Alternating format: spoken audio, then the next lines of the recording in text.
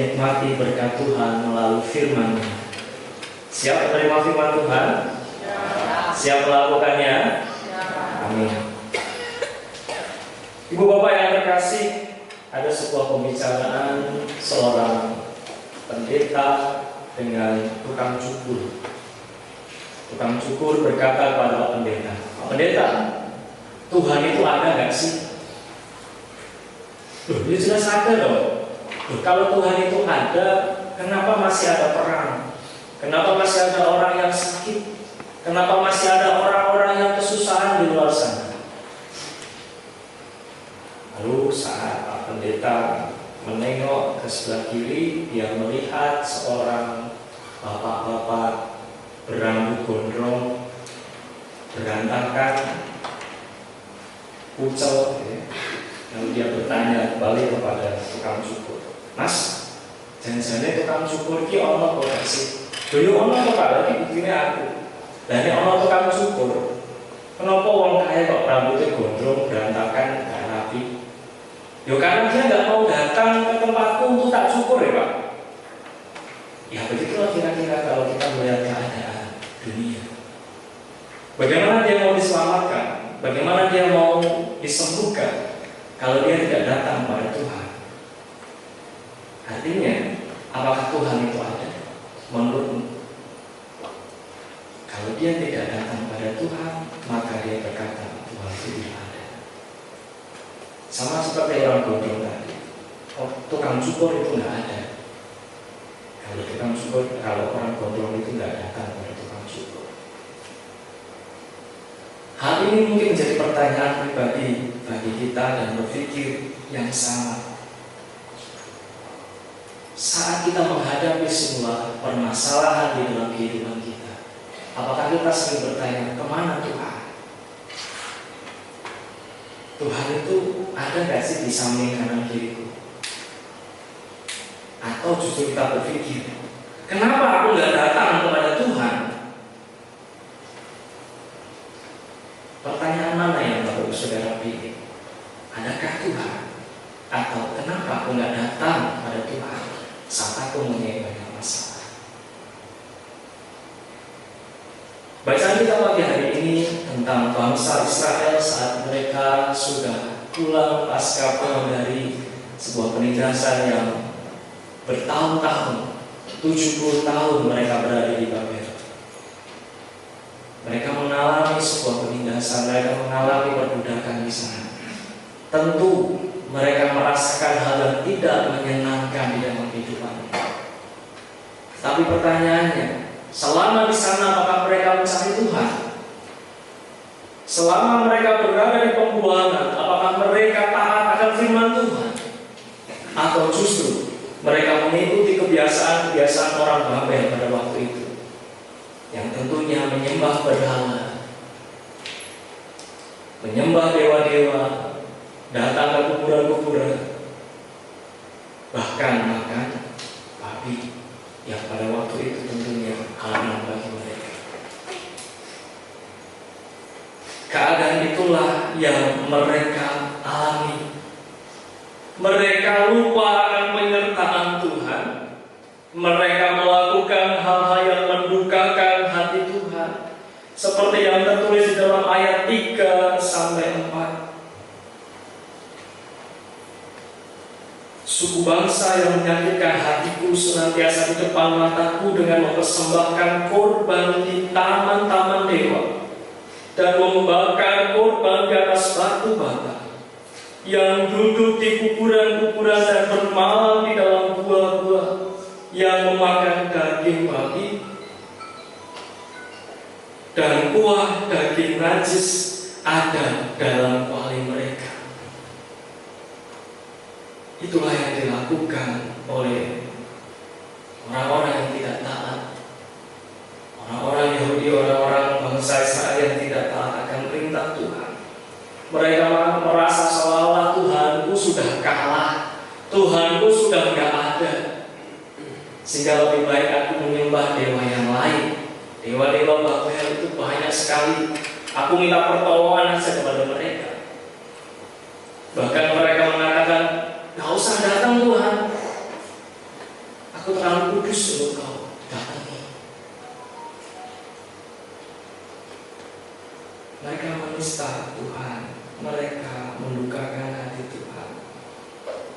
Tapi saudara, meskipun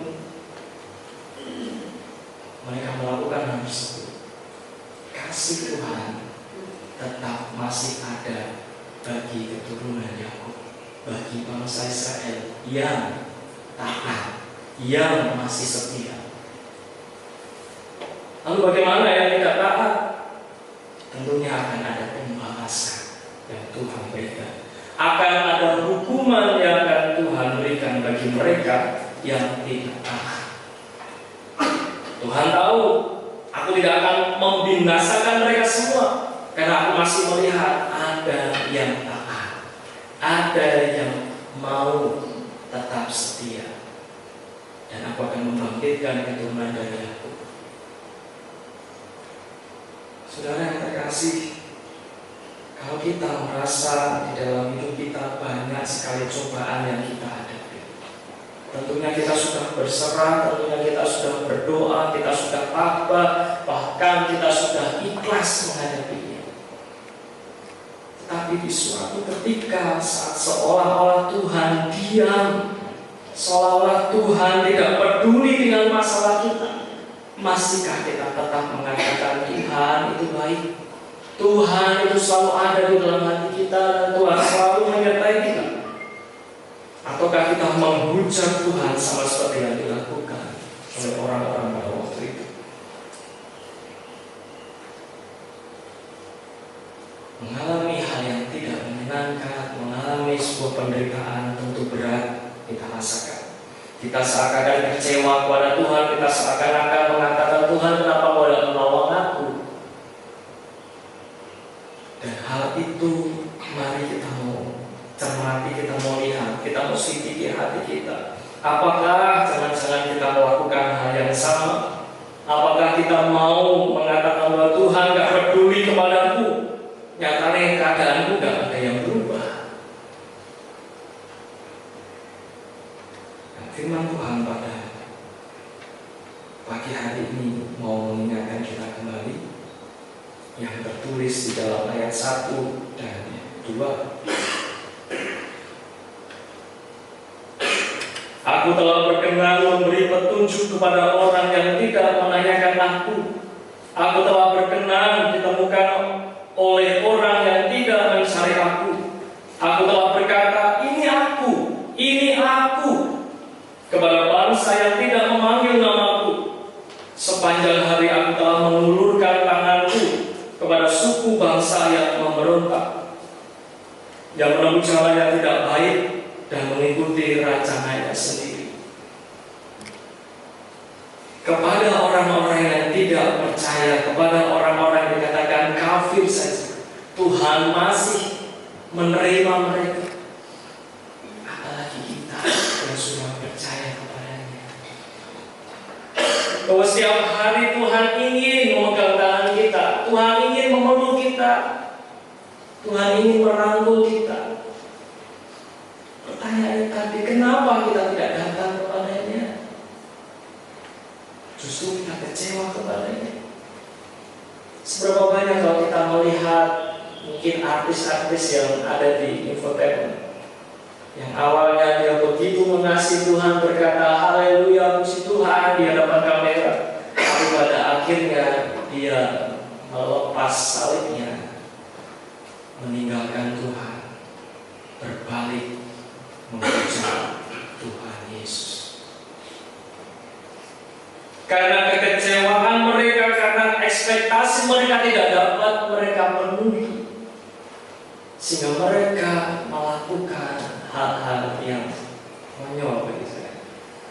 Ya sudah diberkati, sudah disertai, keluarganya diberkati, tapi dia hianati Tuhan.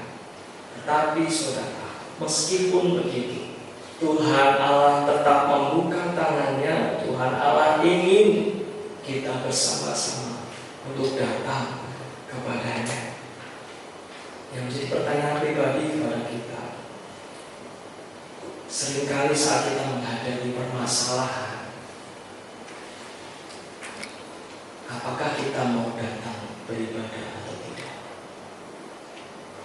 Saat kita sedang menghadapi permasalahan, apakah kita masih mau melayani Tuhan atau tidak?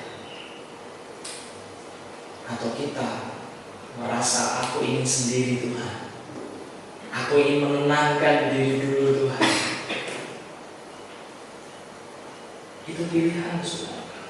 Tapi sejatinya rumah Tuhan, gereja ini adalah bengkel bagi kita, bagi orang-orang yang sakit hatinya, bagi orang-orang yang kecewa, bagi orang-orang yang sakit hati, yang punya kepahitan, sehingga saat datang di tempat ini pulang mereka akan pulih. Amin. Mereka akan disembuhkan.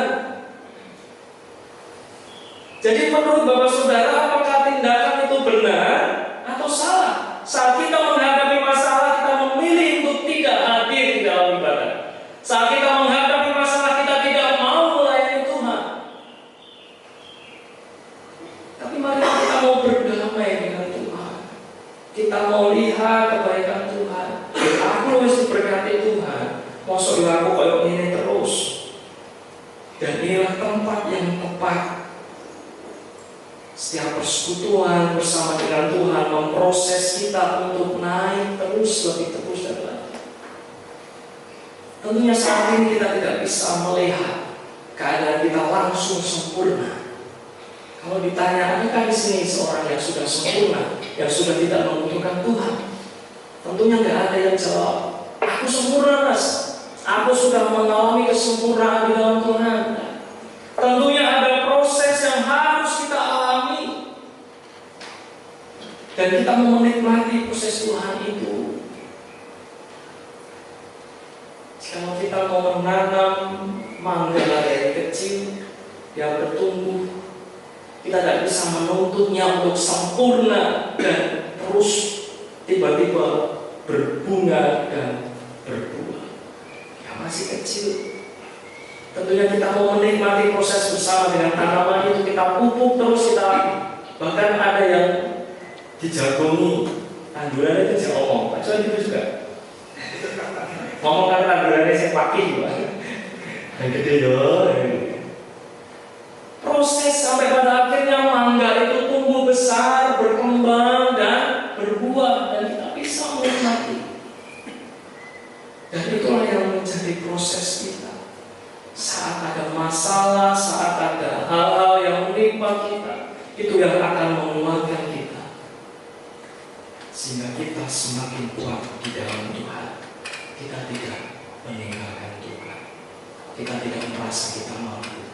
Kita mau melihat tayangan video sejenak. Kita mau lihat gambar sapi video ini, apa yang ingin Tuhan sampaikan, pesan Tuhan apa yang dapat kita terima melalui cuplikan video ini.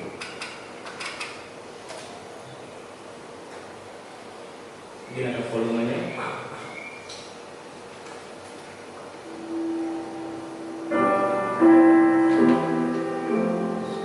Aku ingin melihat keadaan lebih baik. Aku mau mengasihimu. Aku ingin melihatmu lebih dekat.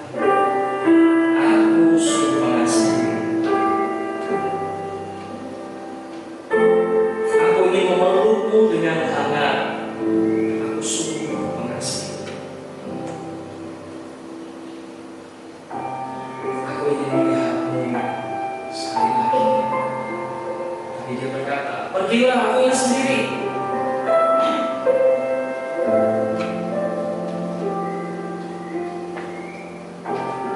Tuhan mengambil kaca dan memberikan kepada anak itu.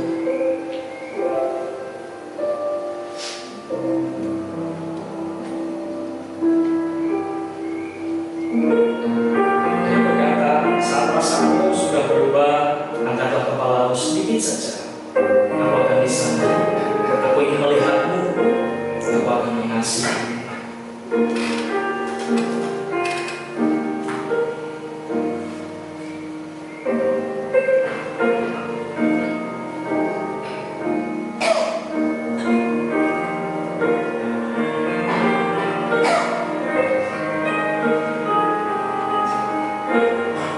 Perlahan-lahan dia mulai melihat cermin itu dan dia mulai menangis, dia mulai menyesali kehidupannya.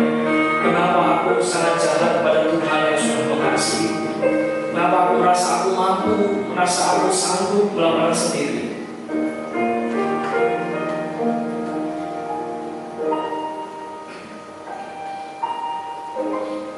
Lihatlah Tuhan senantiasa bersama-sama dengan kita.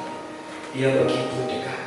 Jadi saat kita mengalami kesulitan di dalam hidup kita, cukup angkat kepala kita sedikit saja, karena pada saat itulah Tuhan akan lebih dekat kepadamu.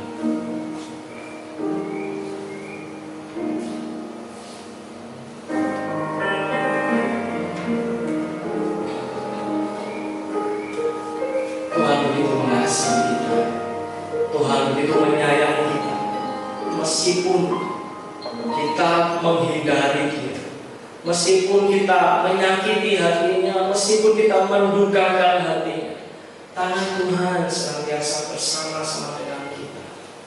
Terus sebab itu saat kita merasa jauh dari Tuhan, mari kita mendatang pada Tuhan. Jangan sampai kita menghujat Dia, jangan sampai kita menyakiti hatinya lagi. Sama seperti yang dilakukan bangsa Israel pada waktu itu. Mereka kurang bersyukur. Mereka pergi kepada dewa-dewa. Mereka pergi ke gua-gua untuk memanggil roh-roh yang jahat, yang tidak dari Tuhan. Mereka memberikan persembahan-persembahan yang tidak benar. Bahkan mereka memakan babi yang tentunya pada waktu itu tidak dibenarkan. Yang menjadi pelajaran bagi kita adalah Tuhan masih menunggu kita kembali. Tuhan masih menceritakan setiap kebaikan Tuhan bagi setiap orang yang belum mengenal Tuhan sekalipun, sehingga nama Tuhan dipuji dan dimuliakan. Dan Tuhan Yesus yang memberkati kita. Amin. Kita berdoa.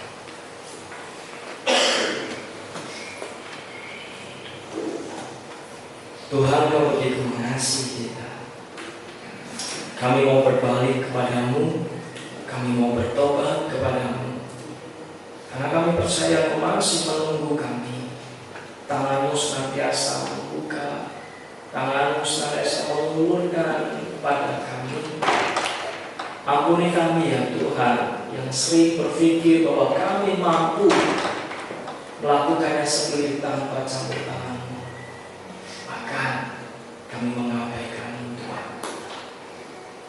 Dan melalui firman Tuhan pada pagi hari ini kembali meneguhkan kami bahwasanya Engkau itu adil. Ya, Engkau akan menghukum setiap orang-orang yang bersalah, yang tidak taat. Dan itulah hak-Mu Tuhan. Tetapi kami juga percaya Engkau akan memberkati setiap kami yang saat ini tetap taat dan berserah kepadamu, meskipun masalah kami masih tetap ada. Kami tidak mau meninggalkan Engkau, dan kami mau berserah hanya di dalam nama Tuhan. Terima kasih Tuhan, Engkau begitu mengasihi kami. Di dalam nama Tuhan Yesus kami berdoa. Amin. Bapak Ibu Saudara yang terkasih, sambil berbanding berdiri, kita akan bersama-sama meneguhkan iman kita dengan mengucapkan pengakuan iman rasuli. Aku percaya kepada Allah Bapa yang Maha Kuasa, Kala langit dan bumi, dan kepada Yesus Kristus Anaknya